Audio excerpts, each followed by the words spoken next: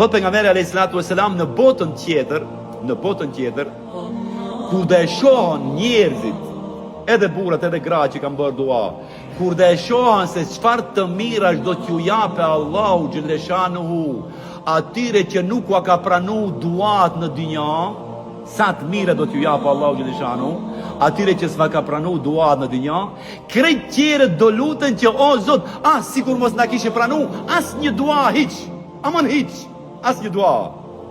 Një parasysh.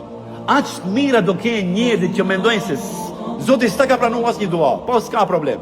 Ajo është Allahu, te ai do të kthehemi krejt, mirësia është ai, bekimi është ai, bereqeti është ai, jeta është ai, vdekja është ai, çdo gjë është ai. Andaj mos u mërzit nëse s'ta ka pranuar ndonjë dua. Pse?